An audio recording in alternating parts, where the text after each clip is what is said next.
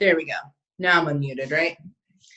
I always forget because I start on the other one that I have to like figure out how to unmute myself when I get on here. And it's weird because I'm staring at me talking and I'm also staring at the picture of my face down there in the other corner. Okay. So I'm really freaking excited about this, partially because we have been talking about habits. And Savannah and I both decided that we were going to start getting our butts up in the morning. And I think she has every single day since we started this. Well, I don't think she has a choice, actually. I think you have to. Your husband isn't going to work. Like, he kind of needs help, getting lunch and stuff, or not exactly nice wife otherwise. But I have gotten so much freaking more done this week just since we started getting our butts out of bed that like my house is clean. I've gotten so many messages done, so much training done with my team. Like, my kid has gone to school every single day this week and like actually done all her schoolwork. So yeah, next time I decide I'm going to stay up till the butt crack of dawn, I'm going to tell myself how stupid I am. Hey, if you take a nap, you take a nap. If I didn't have a kid and like a bunch of extra stuff to do because of the kid, I may take a nap too. But she takes up a good 4 to 5 hours of my day. So I ain't got time for a nap too. That's where the energy sticks come in. Like, I'm married me not take 2 or 3 of those every single day when I get up at 5. Which, according to my weight, I can very safely take at least 2 of them at a time, and I don't take them all at once. So I'm not that worried about it, especially since it's all natural and all good stuff. So, but it just got me excited because I was looking over my notes for this week, and I always like glance at what we've been talking about. And I was like, I actually applied this to my own life. Like, how many times do we read training books or self-help and we're like, dang, that's really good. And then we go back to doing exactly what we were doing and don't ever change nothing. I've done that more times than I can count. So I was excited. Okay, so we talked about paradigms last week. And the homework was to write down 20 positive things about yourself, 20 positive things about your spouse, if applicable, and 20 positive things about a person that you don't necessarily like. Drop me down a 1 in the comments if you actually did the homework, because I'm curious who did it. Oh crap, I just almost exited myself. Oh, that's not what I wanted.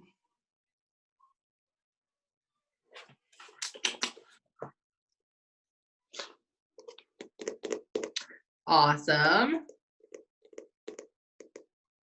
Okay, good. Several of you guys did, which is awesome. Guys, literally, and even if you're watching this on the replay, because I know at least a dozen people that I talk to every week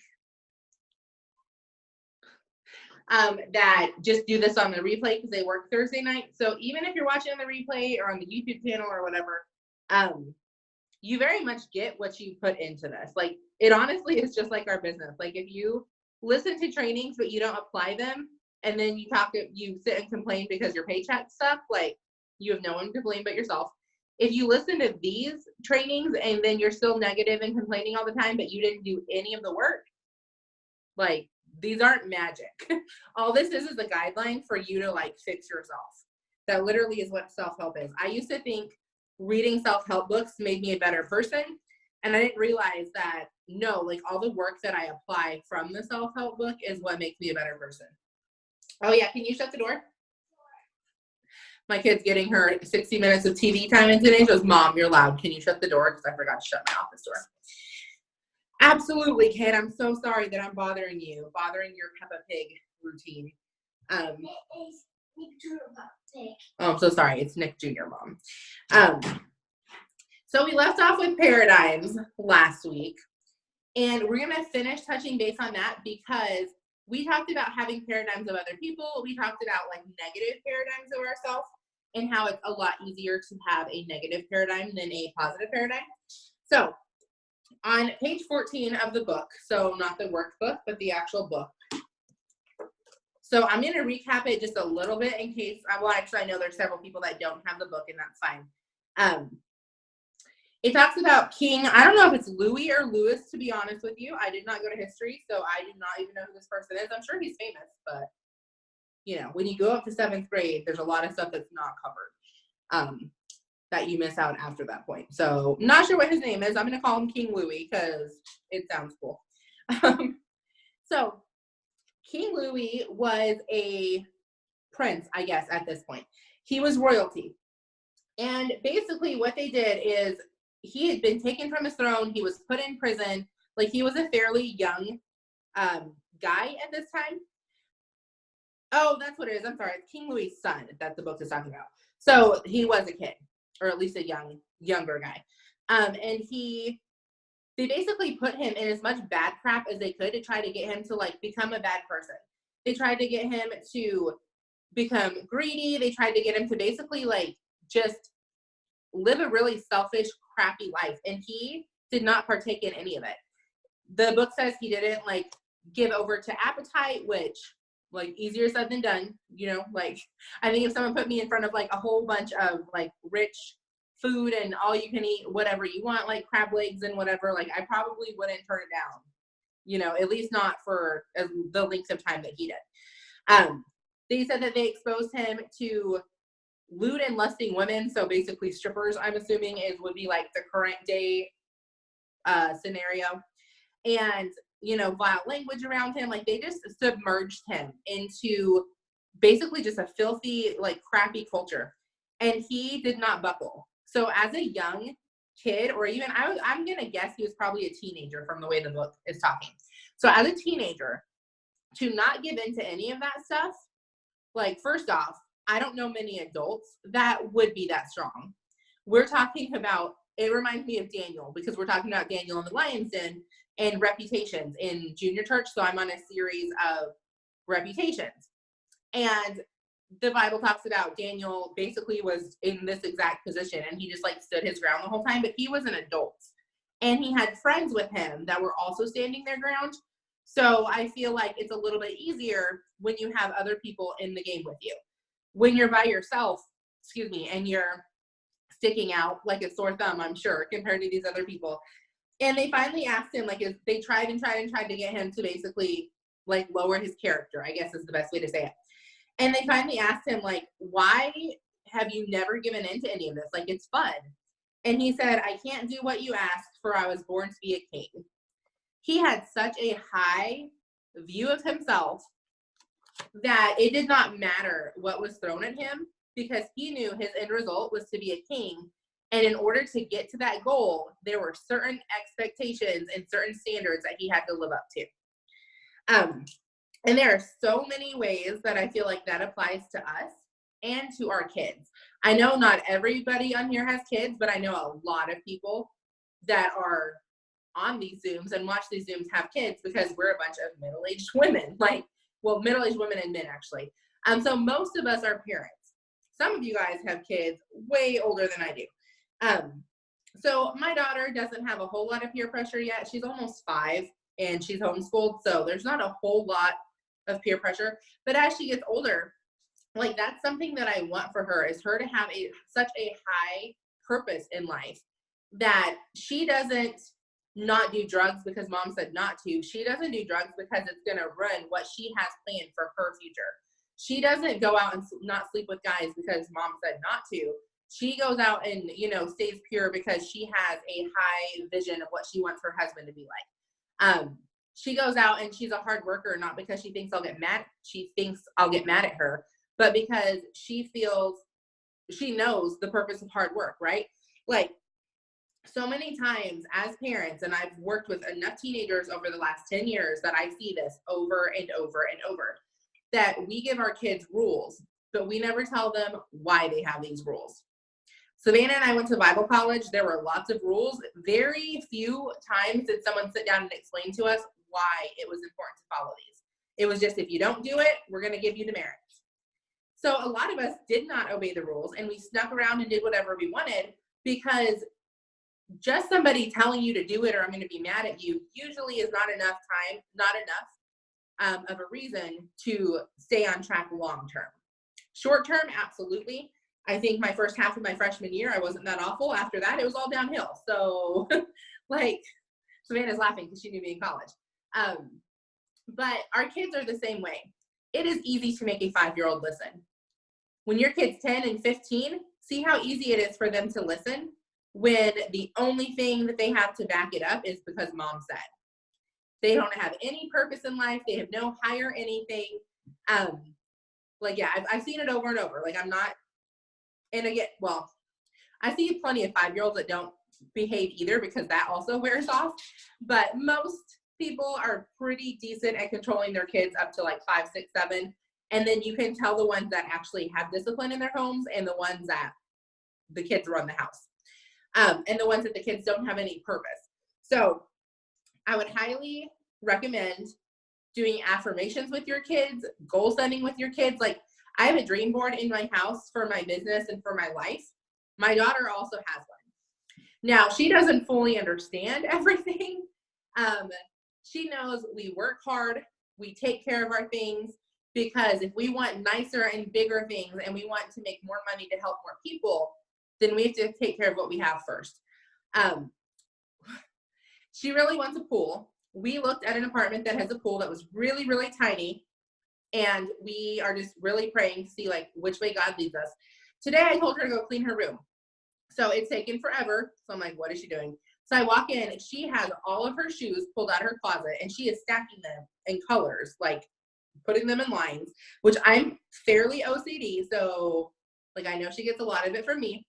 But I said, Gloria, so what are you doing? You're supposed to tidy up your room. She goes, Mom, I'm stacking my shoes because if I take very good care of my stuff, God's going to let us move into that apartment with the pool. And I was like, that's not 100% exactly what I told you, but you're at least catching on. Like, so when your kids have a purpose, they're just going to make better choices in life. It's as simple as that. It's the same with us in our business. If you have a purpose and a goal in this business, you're not going to let people's opinions cause you to quit 3 days after you start.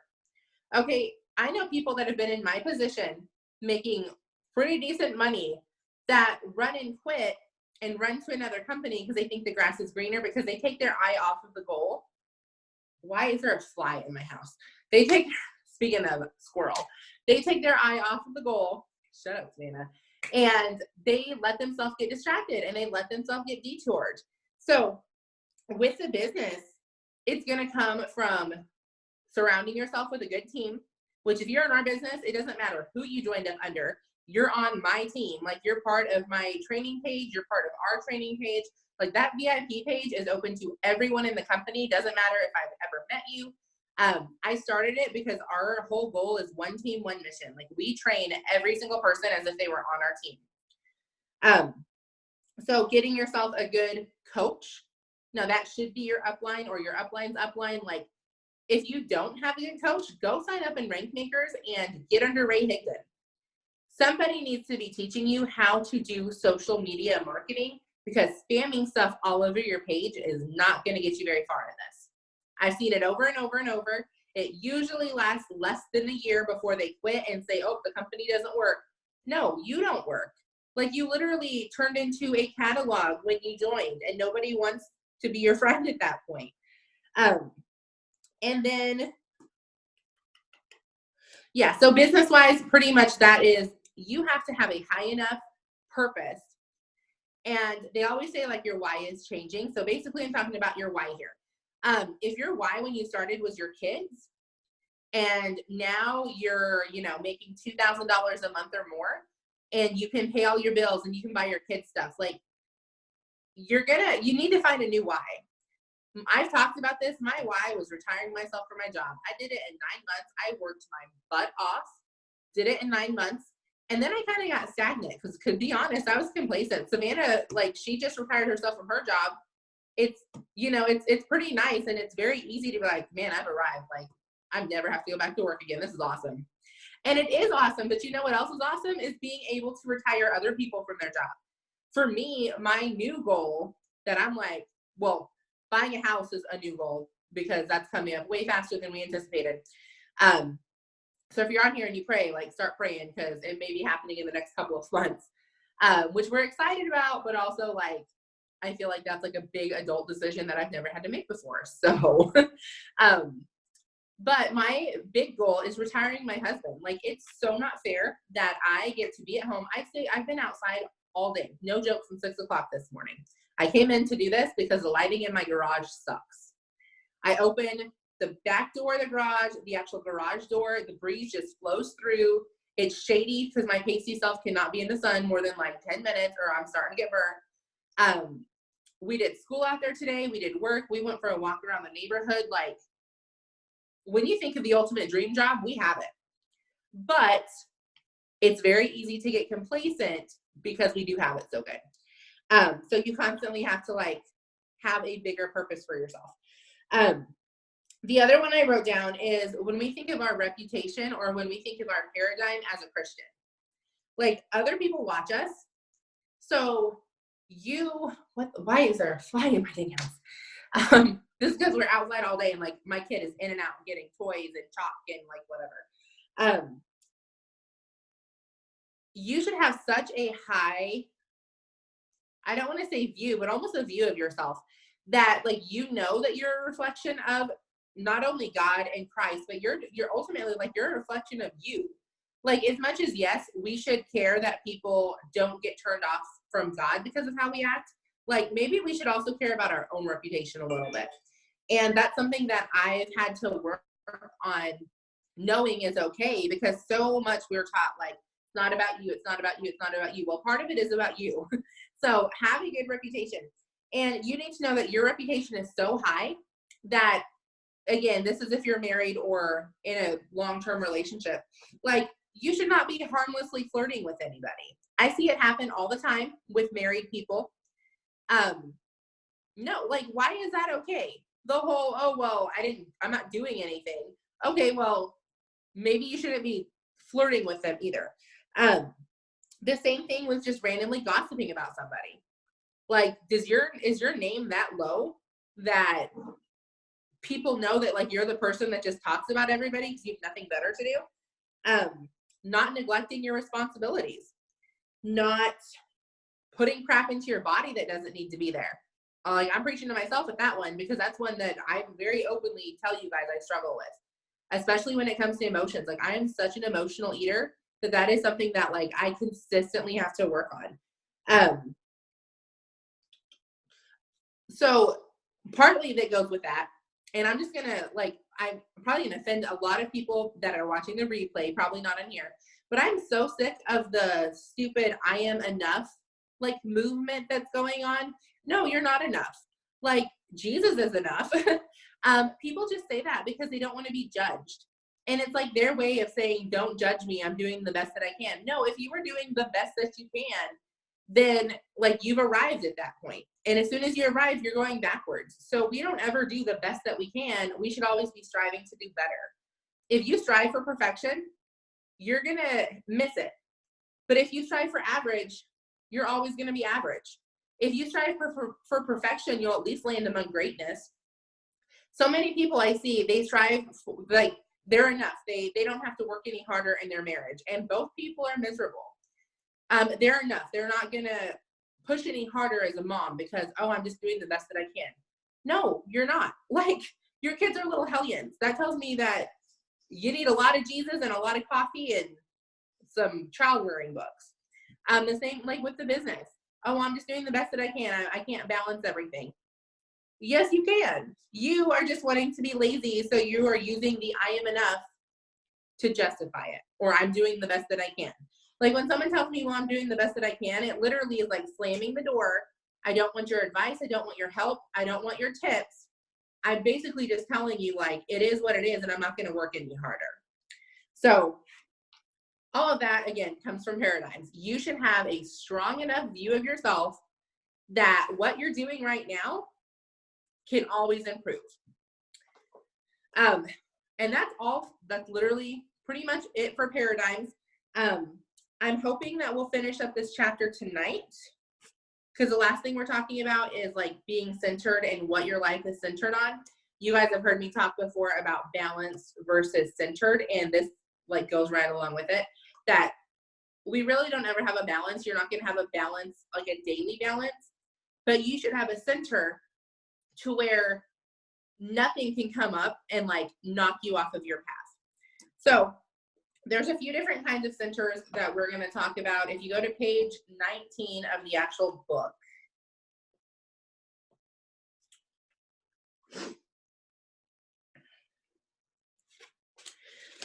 there are 6 different centers that it talks about. And again, because I know a lot of people don't have the book that watch this, I'm going to go over them real quick.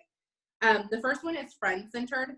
And I think in our line of business, we can get that confused with followers and like likes and comments. Because how many times do you judge somebody off of their Facebook profile when it comes to this business? And how many times does someone come in with no network and they absolutely kill it because they don't know any better? They just get to work. And then also on the flip side of that, you may put up a post and only 1 or 2 people comment on it, and you start thinking like, oh my gosh, like people don't like me anymore. No, they're probably not even seeing it. Now, yes, there's a right way and a wrong way to post on Facebook, a right way and a wrong way to do the advertising thing, but that's not what I'm talking about. Like your self-worth should not come from your friends or your Facebook followers or how many likes and comments that you're getting on your stuff. The next one is stuff-centered, and I think, again, in this business, that's an easy one to fall into, just for the simple fact that once you start really getting into this, like we do make a lot of money, more than any of my friends, and like we all went to college, and some of them have really good jobs. We just happened to got lucky, and we got into a profession that makes like a buttload of money. So it's easy to be consumed with more and more and more. And I know that's one that I struggled with for a while. The book says, I keep saying the Bible says, but like this is obviously not the Bible. He who dies with the most toys still dies. So when I read that, I kind of chuckled because I was like, how many times do we want bigger and better iPhones and iPads and cars and houses? And none of those are wrong, but that shouldn't be what you live for. The next one, it says boyfriend, girlfriend, but we're going to call it spouse-centered for us. And that one I feel is like a hard one, especially if you grew up in the Christian community and you're a woman.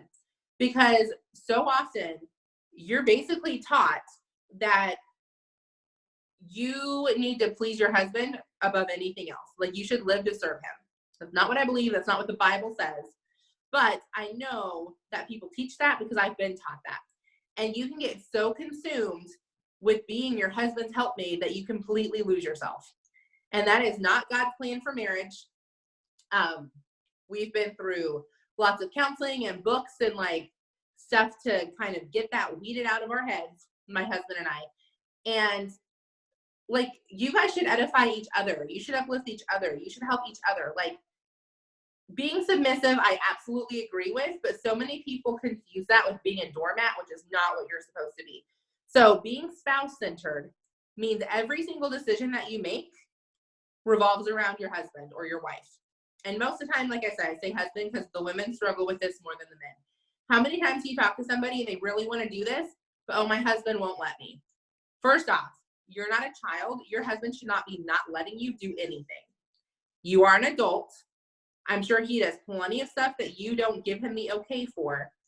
Like, that's not okay. And that's a big red flag in your marriage that you need to get fixed probably before you ever join this business. The next one is school-centered, but we're going to turn that into work-centered. And that one is basically,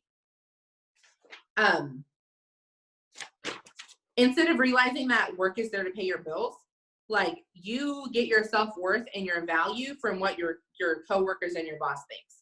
And you get your self-worth and your value from the title that you hold at work. The next one is parent-centered, and we're going to liken that to authority-centered. And again, I think this is the bigger one in the Christian world than it is anywhere else. But again, it's basing all of your opinions on whatever your authority thinks about you. That could be your pastor. That could be, again, your husband, if that's how you view your relationship. That could be a boss at work. That could be a teacher if you're in college. Like, you won't do anything that makes them think lesser of you, even if it's the best choice for your family. I see this in churches all the time. I'm so thankful my husband does not do this, but so many times, like the pastor or one of the deacons or whatever, they're kind of upheld as God, which is not how it should be, but a lot of people do it. and they will not do anything that he doesn't agree with, regardless if it's a biblical standard or if it is a mere opinion that he has and that he upholds for himself and his family. The last one we're going to talk about is self-centered, and that is just purely being selfish. Like, you will not do anything unless it benefits you. Now, there's absolutely a time and a place to say no, and I've taught on that before. I had to learn that the hard way. I used to volunteer for everything. Everyone knew they could ask me because I would always say yes. And then when I started working, running a business, plus I was a full-time mom at that point, because before that, my daughter was in daycare. So I had a lot more time because realistically, just from my experience, working outside of the home while your kids go to daycare, you actually have more time than when you work full-time from home with your kids under your nose 24/7. And I only had one, so I'm sure if you have more than one, it's like double and triple that. And then also running a ministry and the fact that we homeschool, so I don't send her to school either. So I had to learn, like, my time had to go somewhere, and just because somebody asked me to do it did not mean that I needed to feel obligated or to do it or bad about saying no. So those are the centers that most people, you can read that list and you can kind of tell which one that like applies to you the most, that you kind of revolve around. So out of those, I want you to drop in the comments which one that you think you are, or which one that you know you are. Friend-centered, stuff-centered, spouse-centered, work-centered, authority-centered, or self-centered. I can tell you, I had a very big problem with the spouse-centered. I can confidently say none of these now, but I've done the book like 6 times. Stuff-centered, that's a very easy trap to fall into for sure. And actually, you know what? There's another one in here that it doesn't mention because this is not for adults, but kid-centered. Moms have a lot of trouble with this one. Their whole world revolves around their kids. What are you going to do when your kid goes to college? Because you're not living in the dorm with them. Like, you have to have friends. You have to have relationships outside of your kids. And I realize that's not normal. Everyone wants to make a big old deal about your kids should be your world. No, no, they should not. Your kids should be part of your world and they should live in your world, but they should not be your world. I just saw something on Facebook when I was working. It was a picture of a lady wearing some like real nice Nikes, and then her kid was wearing some like, they weren't nasty shoes, but you could tell they'd been played in and they weren't a name brand. And it basically was saying like that the mom was like a piece of trash for doing that. And I was thinking, my first thought was like, no, like I buy myself nicer clothes and nicer shoes than I'll ever buy my daughter at this stage of life, because the kid in the picture was about my daughter's age. One, she's rough on stuff. I'm not buying her $40, $50 shoes. Two, her feet grow every like 3 months. So even if I did buy her $30 and $40 shoes and she didn't run them, we would have to throw them away or give them away before they were ever outgrown, because they were outgrown so fast. So the notion that you should never buy yourself anything nicer than what you buy your kids is complete trash. Like, one, your kids don't know how much anything costs, so they do not care. Like, they do not feel less loved because you're wearing Nikes and they're wearing Walmart. I guarantee it, unless they're teenagers. And then at that point, like, don't be an entitled brat unless you're buying your own shoes. That's how I look at it. Not that you can't buy your teenagers name brand stuff if you have the money, but it should never be, oh, well, I can't wear this because my kids don't have anything this nice. Okay, you work, they don't. Like, I'm not saying your kid should starve or wear rags, but like, no. That's just, I don't know. Like, we have such a stupid perception in our world, I feel like, with how much our kids should run our household.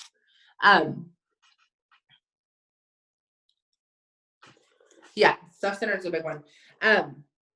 So I don't know that we're going to finish completely, but we're going to finish most of this.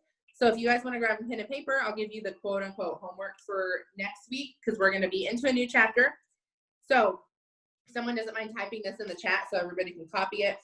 The workbook, you're going to do page 21 through 36. So the workbook, page 21 through 36. And then the book, page 31 through 46. You just gotta wait. Go sit down. Okay, just gotta wait. Go sit down. The book is 31 through 46. And then hopefully, if you guys haven't already, you may have already done it, but we're gonna make a wheel of our life basically. And in the middle is gonna be your whatever principle that you live by.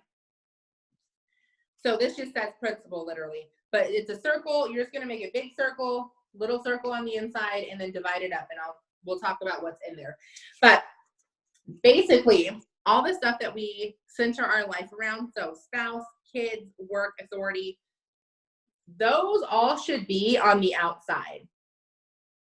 Most people get it wrong and they put one of those in the middle, and that's what they revolve their whole life around. All of that stuff should be on the outside, and then in the middle should be a principle. So those principles are either going to be honesty, hard work, integrity, gratitude, selflessness, love, kindness. There's several more, so if you think of a different one. But basically, you're going to pick the one that you struggle with the most, and that's what you're going to put in the middle. Because that's the one that for the next 7 to 21 days, you're going to base every single decision off of. So I'm going to repeat them again. Drop me down in the comments which one you struggle with the most. Mine is definitely hard work. I am probably one of the laziest people I know. I do not like to get up in the morning. I definitely have given up on more things. Like I've started and not finished more things than I can even count. So mine is hard work, and that's going to apply to my marriage, my child rearing, my daughter's schooling, my ministry, my business, my health. Like, what doesn't take hard work? Literally everything in life. So again, those are honesty, hard work, integrity, gratitude, selflessness, love, and kindness. So which one do you struggle with the most? And the way that I'm going to put that in action, basically, yeah, hard work's so much easier said than done, especially when you own your own time. Like, you think you're going to have all this time to get all this stuff done, and then you just, like, fill it up. So the way I'm going to do it is I'm just going to make sure that I'm focusing on my goals hour by hour instead of day by day. Like, I've broken my goals up into, little chunks throughout my day, and not giving up when it gets hard. Like today, I was sitting out in the garage, and I was supposed to be setting up a team party and messaging for the team party. And I was like, I'm kind of getting tired. Like, I just want to go, like, lay on the couch and surf for like 30 minutes on Facebook before I do the Zoom. And I'll just do the team party tomorrow. Like, I do this to myself. And I literally was like, no, like, this is what you're supposed to be not doing, is when you decide that you're just sick of doing it, you stop for a while. So on page, so that's basically all of like the chapter. And then on the last page of that chapter, so page 28, it gives a lot of baby steps that you can basically like break down and apply. So I wrote down the ones I'm going to apply, which is actually a lot of them. I think out of 10, I wrote down 7. So clearly they applied to me a lot. Savannah, can you tell how many fingers we have left minute-wise? Okay, so I'm going to talk really fast. I'm going to get through these 8, and then that way we can start in a whole new chapter next week. So you may need to watch the replay because I'm going to talk faster. So number 1, the next time you look in the mirror, say something positive to yourself. Daily affirmations are key. You guys know I do that all the time, but that's something I'm going to definitely continue. Number 2 is showing appreciation for someone's point of view. I'm a red. That is not easy for me. It's not easy when someone on my team suggests a script, and I'm like, like, it's not wrong, but I can tweak it to make it better. And I have to bite my tongue, like, no, like, that is how you learn. And like, just quite frankly, like, I am not the queen of scripts. Like, just because I look at it and like, I wouldn't send that, like, doesn't mean it's not going to work for people. And they need to be like edified and built up, and not every time they send you something, you tell them why it's wrong. Number 5 was another one. When you have nothing to do, what is it that occupies your thoughts? I'm not even telling you guys that because, like, I'm not ready to make that public yet. But let's just say that I've been working on my thoughts a lot lately. Number 6, the golden rule. Treat others as you want them to treat you. Do you know, as crappy as it sounds, my daughter is the first person I have to remind myself by? Because how many parents tell their kids, be quiet, shut up, you're annoying, like, and some of y'all are like, what? Like, no, it's normal for a lot of parents. I see it happen all the time. And we don't even tell them, like, maybe that meanly, but I'll say, Glory, hush, like, you know, be quiet right now. Like, I would never tell my husband that, so why would I tell my kid that? We would, you know, so if you don't want another adult talking to you like that, then you shouldn't be talking to your kids like that. And that is probably the hardest one because they are very annoying sometimes and they're little versions of you. So the worst characters that you have are going to come out in them and you're going to not like them because you don't like it about yourself. Number 6, just kidding. Number 7 is find a quiet place where you can be alone. Every morning I do that. So if you have not watched my video on the Miracle Morning that I just did yesterday, talk to whoever invited you to this and go watch it. It has completely changed like everything that happens in my day. Number 8 is listen to the lyrics of the music you listen to the most frequently. I'm a country junkie through and through, but I purposely will not listen to any country songs that talk about cheating on your spouse. And there's a lot of them if you listen to the lyrics. People dying, people not liking you, gossiping. Like, there's a lot that I just shut off. Like, instead of listening to the country Pandora station, I have a playlist I'm allowed to listen to because so much of it is trash if you listen to the actual lyrics. And then the last one is when you do your chores at home, principle of hard work. How many times, let me tell you, do I throw all them clean clothes in the laundry basket because I don't want to put them up? So, and I know I'm not the only one that does that. So that's another one that I'm like making myself go the extra mile. And my husband's even been noticing it, which is funny because he doesn't notice that kind of stuff. But so anyways, that is it. We got through. We're going to start on the next chapter. I'm like, every time I read this, I learn more, which is funny because I've read this so many times. Like, you would think I have it memorized by now. And every time I go through it, I'm like, dang, I need to like just be better. So anyways, have an awesome night, guys. And I will see you next week. Bye.